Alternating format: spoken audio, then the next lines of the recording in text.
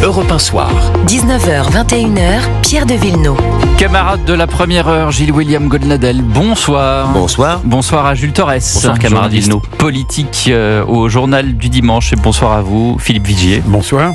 Député Les Démocrates d'Eure-et-Loir, ancien ministre. Cette décision, j'allais dire, assez rapide, c'est le cas de le dire, de la Cour d'appel de Paris qui envisage donc un procès pour Marine Le Pen, procès en appel avec une décision à l'été 2026. Je veux dire, on apprend ça quelques instants, ou presque, après cette demande quasiment de Gérald Darmanin, ministre de la Justice, qui, on le sait, ne commande pas les décisions de justice, mais on a tous bien entendu qu'il demandait un délai raisonnable pour la présidente Le Pen. Qu'est-ce que ça vous inspire, Philippe Vigier ? D'abord deux choses. La première, c'est qu'il y a eu cette décision qui est tombée hier, et on sait très bien qu'elle pouvait faire appel de cette décision. Donc elle a annoncé dès hier soir, d'ailleurs aux 20h, chez vos confrères, qu'elle ferait appel. Ce qu'il fallait pas, c'est que justement ce nouveau jugement intervienne après les présidentielles. C'est la raison pour laquelle qu'elle annonce qui est. Je note que vous dites ce qu'il ne fallait pas, donc vous êtes d'accord là-dessus. Évidemment, enfin, on n'allait pas laisser. Ça va mieux en le disant. Non, mais je vous dis les choses très clairement. Vous savez, moi, je fais partie de ceux qui ont dit que cette décision est tombée comme un coup de tonnerre. D'autant plus que je n'ai pas voté la loi Sapin 2 de 2016. J'étais député. Je me suis abstenu sur le vote parce que je considérais justement qu'une exécution immédiate était assez incompréhensible. Et d'ailleurs, quand on regarde un peu le jugement, pardonnez-moi, monsieur Alliot, qui reste maire de Perpignan, elle qui est déchue de son mandat d'élu local, qui garde son mandat national et qui peut pas se présenter, pour comprendre quelque chose, ça veut dire que la loi avait été mal faite. Et c'est un législateur qui d'ailleurs, François Bayrou, aujourd'hui, semble remettre en cause cette loi, ou en tout cas travailler dessus. Non, il a pas remis en cause. Il y a une question qui lui a été posée par Eric Ciotti. Il a dit, si vous la travaillez dessus, c'est le boulot du Parlement, faites votre boulot. Mais là, ce qui est important, donc il donne c'est le que Marine Le Pen, elle fait appel. Écoutez, il y aura un nouveau jugement, et à partir de là, on saura précisément les choses. Il ne faut pas nous expliquer qu'il n'y a pas de démocratie. Vous voyez, c'est un pays dans lequel il y a des recours, les recours peuvent s'appliquer. Un procès en appel maintenant est annoncé, avec une décision avant l'été 2026. Ça veut dire qu'il n'y a pas de difficulté pour engager une campagne présidentielle. Si on se souvient, Emmanuel Macron, il avait démarré en septembre-octobre. François Bayrou, dans ses présidentielles, a démarré toujours 6 mois avant. Et François Fillon l'avait fait en janvier, vous vous en souvenez, après les primaires. Donc il n'y a pas, d'encombrement particulier ou de déstabilisation de la présidentielle. Gilles-William Goldnadel. Il est clair que c'est grâce à la levée de bouclier d'hier que la décision a été prise d'avancer en vérité la date d'appel. Alors effectivement, c'était quelque chose dont je me réjouis, mais je persiste et je signe. Ça n'était pas attenter du tout à la dignité de la justice et encore moins des juges de se rebeller contre l'exécution provisoire, encore une fois, de cette décision qui est la négation même du principe sacré du double degré de juridiction, peu importe qu'elle soit dans la loi. Parce qu'entre nous soit dit, si par exemple on avait condamné à 5 ans de prison ferme Madame Le Pen avec mandat d'arrêt, ça aurait été aussi dans la loi et on aurait dit c'est inique. Donc on a toujours nous avons eu raison hier de dire que nous étions révoltés devant cette décision. Oui, et monsieur Vigier, vous disiez que vous étiez révolté aussi. Oui, j'ai dit vous avez dit que c'était un tonnerre. J'ai considéré que c'était au peuple à trancher. J'ai considéré que écarter quelqu'un d'un scrutin avec un seul jugement, pour moi, n'était pas conforme à ce qu'on voyait dans toutes les juridictions et toutes les procédures judiciaires. Simplement, c'est cela. Mais maintenant, vous l'avez dit d'ailleurs, puisqu'effectivement, c'est en répondant à Eric Ciotti que François Bayrou, d'une certaine manière, donne le blanc-seing aux députés pour travailler sur cette loi, retravailler la loi Sapin 2 avec justement cette question de l'exécution provisoire. Maintenant que vous avez le go, est-ce que vous allez le faire, vous ? Et peut-être un mot, moi je vais vous dire d'abord, François Bayrou donnait le blanc-seing. Je vous rappelle que l'Assemblée, elle fait son calendrier parlementaire. Les propositions de loi, c'est pas le gouvernement qui décide. J'entends bien, mais c'est quand même plus pratique quand le gouvernement donne... Oui. Mais je vous rappelle que maintenant, vous savez, regardez, nous sommes dans le mois d'avril. Ce mois-ci, il y a une semaine gouvernementale. Tout le reste, c'est initiative parlementaire. Donc le Parlement inscrit la proposition de loi et puis après on décidera. Et après les députés et les sénateurs, eh bien, décideront. Il ne faut pas toujours imaginer que le Parlement est toujours à la botte du gouvernement. Non, mais c'est un peu changé. Surtout avec l'Assemblée de cohésion. Ça ne nous avait pas échappé. Ceux qui sont avec moi voient vraiment cela. Absolument. Depuis le début de ce gouvernement d'assemblage, comme dit Sophie Primas, vous nous parlez de cohésion. Donc là, pour le coup, il y a de la cohésion entre le gouvernement et le Parlement. C'est pas plus mal non plus pour que les Français comprennent mieux. Regardez, on a voté la loi sur les narcotrafics tout à l'heure.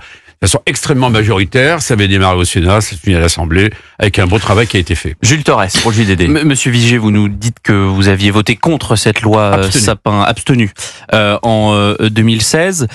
Moi, le sentiment que j'ai depuis hier, c'est que finalement, eh bien, les politiques paient un petit peu ce qu'ils ont semé pendant 30 ans. C'est-à-dire que depuis 30 ans, les politiques ont délégué leur pouvoir, bien souvent aux juges. On a beaucoup parlé du Conseil constitutionnel, des nombreuses jurisprudences, que ce soit le Conseil d'État ou la Cour européenne des droits de l'homme. Et cette loi Sapin, eh bien finalement, c'est la finalité de plusieurs années. Marine Le Pen, je me souviens, dans des campagnes présidentielles, avait proposé l'inéligibilité à vie. Est-ce que finalement, ce que François Bayrou aurait pu payer avec l'affaire similaire qu'il a concernée l'an dernier, ce que Marine Le Pen a subi hier, est-ce que Jean-Luc Mélenchon subira demain, est-ce que c'est pas la résultante de 30 ans de vie politique où les politiques ont délégué leur pouvoir aux juges?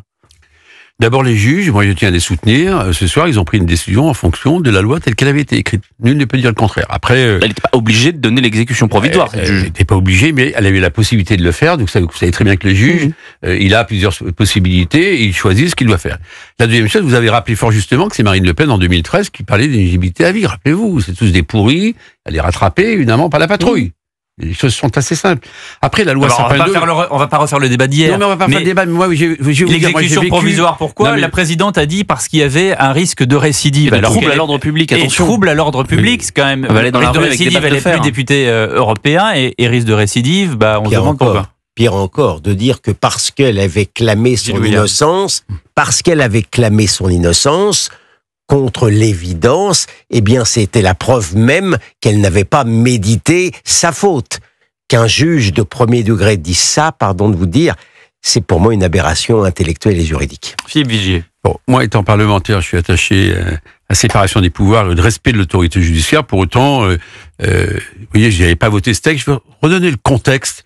Le contexte de l'affaire Cahuzac. Une déflagration totale. Moi, j'étais à la commission des finances, les whips de mon groupe, en clair. Je suivais tous ces travaux-là. Mentir comme il a fait effrontément un député, monsieur le ministre, ou non, est-ce que vous avez un contrat suisse? Non, monsieur le député, j'ai pas tout cela. Et cette déflagration s'est produite, naturellement, dans ces cas-là, toujours on légifère en urgence. Et quand on légifère en urgence, on le fait toujours mal. Mais j'ai un autre exemple dont personne ne parle, c'est suite aux attentats, vous vous en souvenez, en 2015. François Hollande avait minuit et demi, avait décidé de faire la déchéance d'une nationalité. Vous vous en souvenez? Essayant d'embarquer la gauche dans un truc qui était totalement infaisable. Certains allaient se retrouver apatrides. Voilà, c'est toujours pareil. Le Parlement, il y a le temps du Parlement, de l'analyse, surtout lorsqu'on est sur des sujets comme cela, qui nécessitent des analyses juridiques puissantes. Le Conseil d'État, dans quelle mesure vraiment avait-il consulté à l'époque? Relirez et puis les réponses du Conseil d'État. Et puis il y a aussi, vous parlez de l'affaire Cahuzac. Moi, je me souviens de certains politiques pourtant estimables, Laurent Wauquiez, François Fillon, qui sont allés à des 20 heures de grandes chaînes de télévision, à des journaux télévisés, pour donner leur déclaration de patrimoine aux Français, alors que ce n'était pas obligé. Donc, ils ont aussi une responsabilité là-dedans, c'est de s'être non pas couché, mais peut-être agenouillé devant des juges. Et encore une fois, mais d'avoir délégué. On parle tout le temps du délit de séjour irrégulier, de ce qu'on pourrait faire sur l'immigration, sur la sécurité, et puis on a des juges, et d'ailleurs on le verra peut-être avec la loi sur le narcotrafic qui a été votée aujourd'hui, qui sera peut-être retoquée en partie par le Conseil constitutionnel, parce qu'il y a un bloc de constitutionnalité qui a accumulé les jurisprudences. Malheureusement, ce sont les politiques qui ont fait cela. Je veux bien, pardon, 2 secondes. Je ne dis pas que tu as tort dans ton explication technique, mais hier, la manière dont les choses se sont passées, y compris l'accueil par une partie de la presse de cette décision d'hier, malgré toutes les outrances que je suis le premier à regretter de messieurs Trump et Musk, j'ai vu à quoi ressemblait un État profond. Mais c'est parce que c'est la même idéologie, je veux dire, je connais le syndicat de la magistrature, je connais tout ça. Je sais d'où ça vient aussi. Ils sont copains. 19h26, on va marquer une pause et on interrogera Philippe Vigier dans un instant aussi sur la position de François Bayrou sur le voile islamique, parce qu'on n'a pas tout compris aujourd'hui dans le cheminement. À tout de suite sur Europe 1 Soir. 19h, 21h, Pierre de Villeneuve. Toujours avec Jules Torres, Gilles William Goldnadel et le député Les Démocrates Philippe Vigier pour parler évidemment encore de cette décision pour Marine Le Pen. Et je le rappelle, comme l'a dit Maël, la Cour d'appel de Paris qui a été saisi de 3 appels à ce stade après les condamnations de Marine Le Pen et du Rassemblement national, examinera ce dossier dans les délais qui donc devraient commencer au plus tard 2026 pour le deuxième procès, le début du deuxième procès, et une décision qui serait donc attendue à l'été 2026. Juste, Philippe Vigier, vous qui connaissez bien François Bayrou, est-ce qu'il est dans la ligne du bloc central auquel vous appartenez également? C'est-à-dire que on a entendu François Bayrou qui a dit qu'il était troublé par cette décision lorsque le verdict est tombé, le jugement est tombé pour Marine Le Pen. Il a dit en petit comité, ce sont les informations du service politique d'Europe 1, la France est le seul pays où l'on fait ça. Et là, tout à l'heure, j'ai vu Gabriel Attal, qui donc porte la Macronie à l'Assemblée nationale, qui dit « Je ne suis jamais troublé par la démocratie », comme un tacle à François Bayrou. Est-ce que c'est bien utile de faire ça?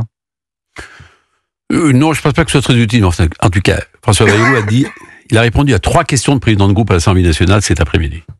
Aux 3, il a répondu.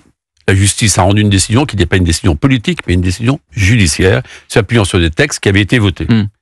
Et il a réaffirmé son soutien aux magistrats, donc... mais là, vous me répondez pas. Je vous réponds, non, mais je n'ai pas eu l'habitude, je vous réponds très simplement. Il a dit qu'il était troublé en tant que citoyen. Vous pouvez comprendre que cette décision, et on l'a dit tout à l'heure, le fait qu'un jugement intervienne sans même qu'il y ait un appel, c'est pas du tout dans la droite ligne de ce qui se passe dans le droit français. Deuxièmement, et il l'a rappelé d'ailleurs, attendez, c'est très important.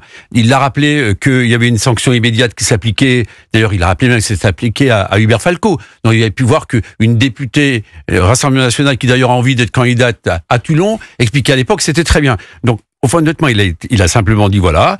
Dans le droit tel qu'il a été fait, les juges ont fait leur boulot. En revanche, si ce droit évolue, il évoluera et ça serait peut-être plus conforme à ce qu'il pense.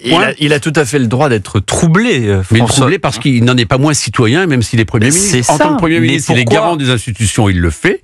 Et en tant que citoyen, il peut émettre aussi un avis. J'ai un Premier ministre, Philippe Vigier, qui est troublé, donc qui est citoyen, qui est humain, qui aussi ressent les choses au-delà du fait qu'il soit Premier ministre. Et puis on a un président de la République qui ne réagit pas. Et autour de la garde du président de la République, on a Prisca Thévenot, on a Gabriel Attal, c'est la démocratie, c'est normal, Duralex Sedlex, c'est une expression qui a été employée par mon collègue Arwan Balanan, qui est moderne. Ce sont deux équipes différentes, c'est pas la même équipe de foot, de psychologie différente. Non, mais l'important, c'est d'abord... le gouvernement d'assemblage, je reprends cette excellente expression de Mme vous savez, il y a une phrase de François Bayrou, si nous pensons tous la même chose, nous ne pensons plus rien. Il peut aussi avoir quelques idées. Bon, mais en tant que Premier ministre, je crois qu'il a été optimiste pour la France. Pas du tout, il a été parfaitement clair sur la réponse qu'il a apportée, je le réitère à nouveau. Simplement, on peut dire, et oui, je suis le premier à vous le dire, que cette loi a été mal fabriquée. Faut qu'on reconnaisse que les parlementaires, on fait pas du truc toujours formidable. Les différences d'interprétation au sein même ce qu'on appelle communément le bloc central. Oui, enfin, vous savez... on peut vivre avec, j'entends bien. Il y a des arbitrages qui se font. Vous parliez du voile tout à l'heure. Il a réuni tous les ministres concernés et il y a une décision qui a été prise. Et on se tiendra à la décision qui a été prise.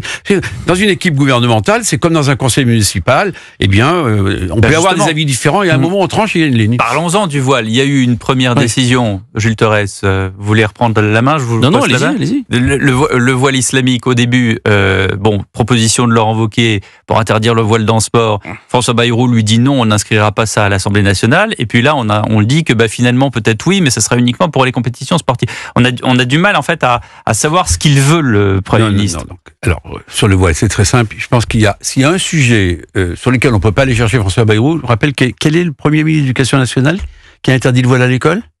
Vous allez me le dire, François Bayrou, bien sûr. Il y a 30 ans. Il y a 30 ans. Les autres, ils étaient en culotte courte. Donc, ou pas là. Donc, on va en parler clairement. Deuxièmement, pour dire les choses très simplement, certains voulaient, dans les compétitions sportives, vous rappelez qu'il y a des ministres qui ont dit cela à des micros, il a réuni tout le monde. Dans les compétitions sportives, c'est non. Dans l'espace public, c'est oui. À la faculté, on avait décidé, c'était Lionel Jospin, vous vous en souvenez, que c'était autorisé. Voilà, il peut y avoir des discussions sur ces sujets-là. On ne va pas caporaliser tout le monde. Vous voyez ce que je veux dire? Donc, simplement, la ligne a été donnée.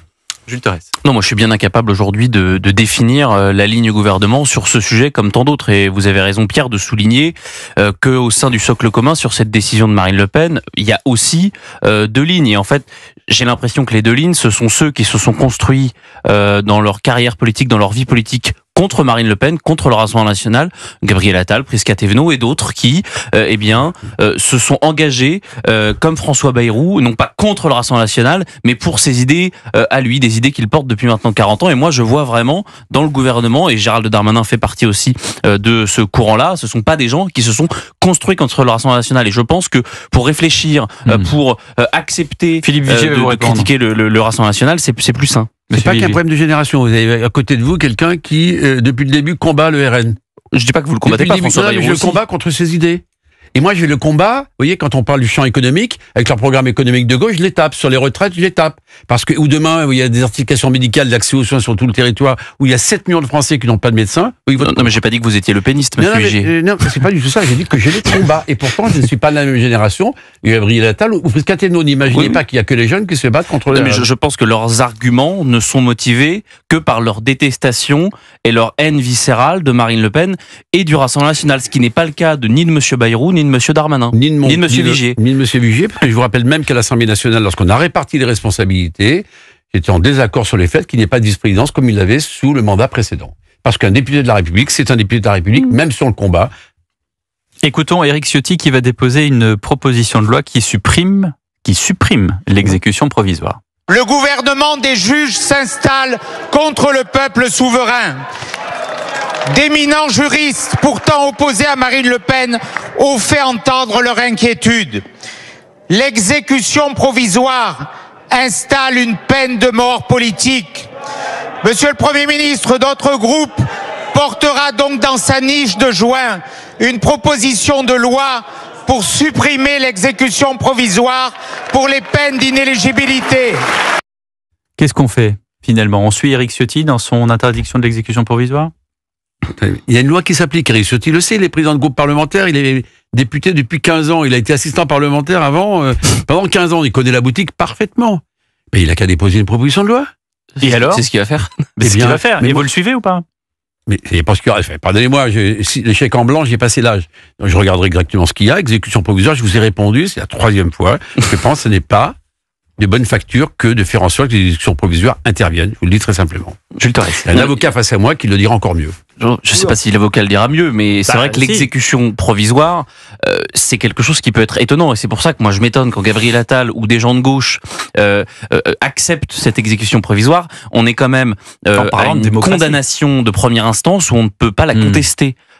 Juridiquement parlant, judiciairement parlant, et pardonnez-moi, c'est contestable. Monsieur l'avocat, Gilles William, sur... Bien, tout ce qu'on veut, je suis d'accord avec monsieur le député, que cette disposition était déjà assez hirsute. Mais les juges, quand bien même ils l'avaient dans leur arsenal, n'étaient pas obligés d'utiliser, surtout dans un contexte où il n'y a pas d'enrichissement personnel, et dans un contexte particulier où la personne en question représente peut-être 37% des électeurs, n'est peut-être pas obligé cela. Encore une fois, s'ils avaient mis un mandat d'arrêt qui existe dans la loi à Marine Le Pen, on aurait eu le droit de dire que le droit avait été excessif. Donc ce débat, si vous voulez, un peu d'arrière-garde pour savoir maintenant s'il faut changer la loi alors que ça ne sera pas rétroactif par rapport à ce dont on parle, ça m'excite très très très modérément. Merci beaucoup, monsieur Vigier, d'avoir été avec nous.